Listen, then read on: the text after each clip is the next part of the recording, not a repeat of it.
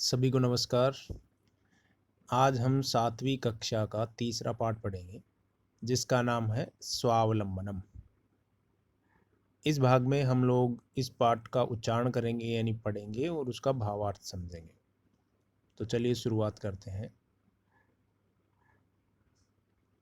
तृतीयः पाठः, तीसरा पाठ, स्वावलंबनम। स्वावलंबनम इस शब्द का मतलब है स्व प्लस अवलंबनम। स्व यानी खुद और अवलंबनम यानी सहारा। खुद ही सहारा हो यानी अपने लिए आदमी खुद ही सहारा हो, यानी अपना काम खुद ही करता हो, किसी दूसरे के ऊपर डिपेंड नहीं रहता है, वो स्वावलंबनम होता है। यानी स्वावलंबन की आदत खुद अपना काम करना। तो किस प्रकार से स्वावलंबन के बारे में बताया गया है, इस पाठ को पढ़ते हैं। कृष्णमूर्ति ही श्रीकंठश्च मित्रे आस्तम। इसमें दो लोग हैं, एक कृष्णमूर्ति और एक श्रीकंठ। तो कृष्णमूर्ति और श्रीकंठ मित्रे आस्ताम, दोनों मित्र थे।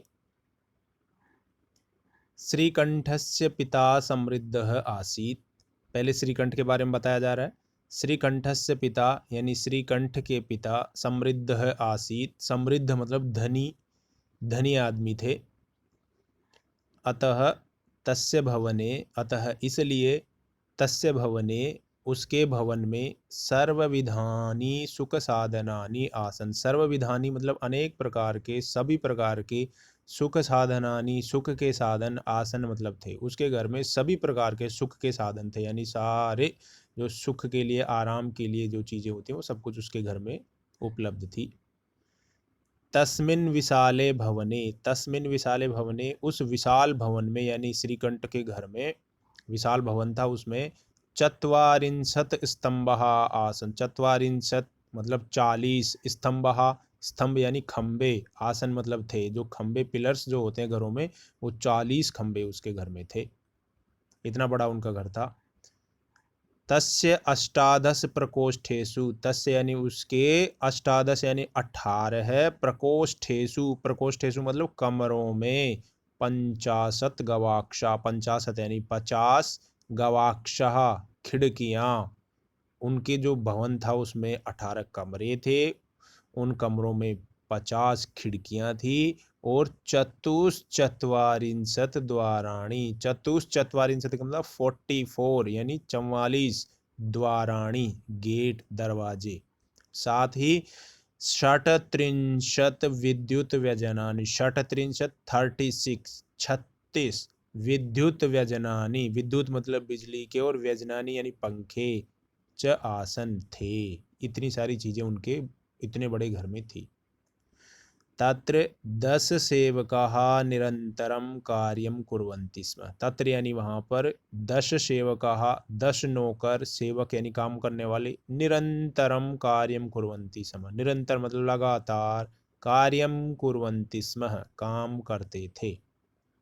परम लेकिन कृष्णमूर्ते है माता पिता च, लेकिन जो कृष्णमूर्ति जो दूसरा दोस्त था, उसके माता पिता निर्धनो, निर्धन गरीब, कृषक दंपति, किसान पति पत्नी थे।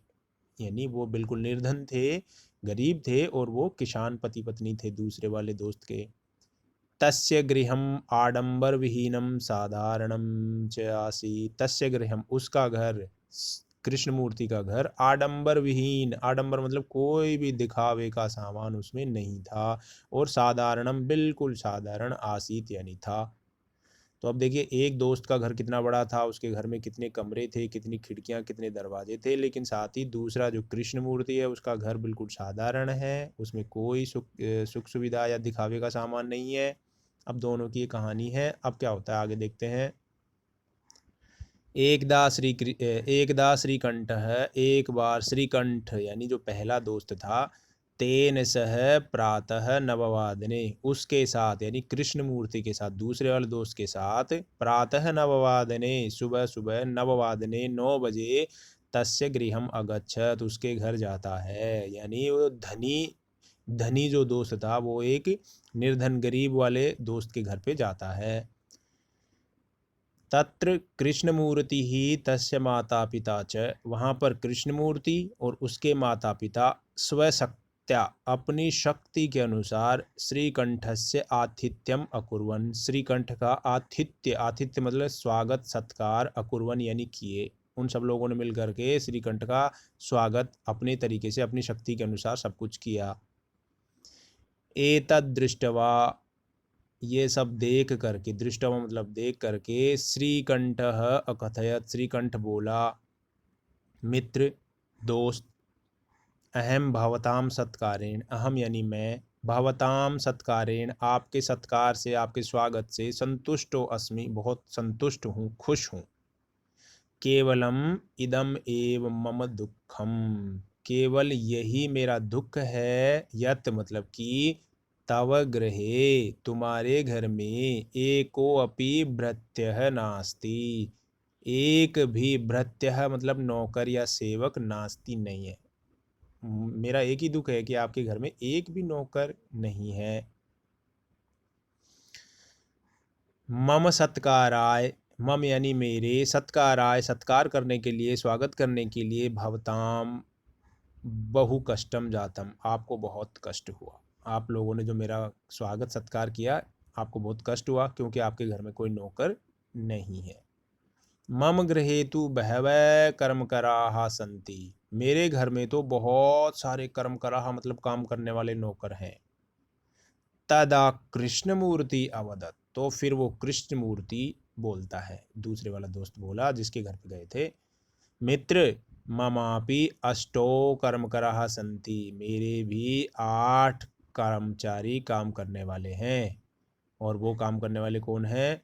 ते च, वे हैं, द्वौ पादौ, 2 पैर, द्वौ हस्तौ, 2 हाथ, द्वे नेत्रे, 2 आँखें, द्वे श्रोत्रे और 2 कान। ये 8 मेरे कर्मचारी हैं, मेरे सेवक हैं। एते प्रतिक्षणम मम सहायका, ये सब प्रतिक्षण यानी हर पल हर समय, मम सहायका मेरे सहायक हैं, मेरे साथ रहते हैं। किंतु तव भृत्या, लेकिन तुम्हारे नौकर, सदैव सर्वत्र च उपस्थिताः भवितुम न शक्नुवन्ति, तुम्हारे नौकर सदैव सर्वत्र हमेशा सभी जगह पर उपस्थित नहीं हो सकते।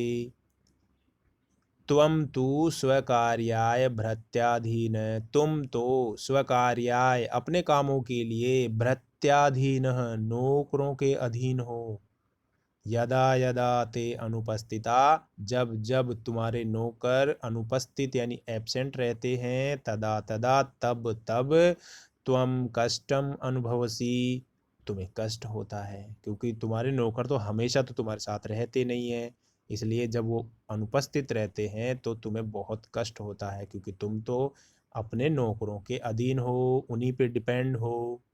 लेकिन मेरे वाले जो 8 नौकर हैं वो हमेशा मेरे साथ रहते हैं। अब उसने कहा कि स्वावलंबने तु सर्वदा सुखमेव, स्वावलंबने यानी स्वावलंबी रहने में, अपना काम खुद करने में, सर्वदा सुखम एव हमेशा सुख ही रहता है। न कदापि कष्टम भवति, कभी कष्ट नहीं होता। जो आदमी स्वावलंबी होते हैं, जो अपना काम खुद करते हैं, वे कभी दुखी नहीं होते। श्रीकंठः अवदत्, अब वो पहले वाला जो धनी वाला जो दोस्त था वो बोलता है, अवदत् यानी बोला, मित्र दोस्त, तव वचनानि श्रुत्वा, तुम्हारे वचन सुन करके, तुम्हारे बातें सुन करके, मम मनसी महती प्रसन्नता जाता, मेरे मन में बहुत प्रसन्नता हुई, मैं बहुत खुश हो गया तुम्हारी बात सुन करके। अधुना अब, अहम अपि मैं भी, स्वकार्याणि अपने काम, स्वयमेव कर्तुम इच्छामि खुद ही करना चाहता हूँ। आज से, अब से अपने काम मैं खुद ही करना चाहता हूँ। भवतु, ओके ठीक है, सार्ध द्वादश वादनम इदम, सार्ध द्वादश, द्वादश मतलब 12 और सार्ध मतलब आधा, आधा घंटा 12 के बाद यानी 12:30 अब बज चुके हैं। सांप्रतम गृहम चलामी, अब मैं घर चलता हूँ। ऐसा कह करके श्रीकंठ अपने घर के लिए निकल गया। साथ में एक शिक्षा लेके गया अपने दोस्त कृष्णमूर्ति से कि मनुष्य को स्वावलंबी होना चाहिए, अपना काम खुद करना चाहिए, अपने छोटे छोटे कामों के लिए कभी भी दूसरों के अधीन नहीं होना चाहिए। स्वावलंबी होने में हमेशा सुख रहता है और परावलंबी यानी दूसरों के अधीन रहने में कष्ट होता है।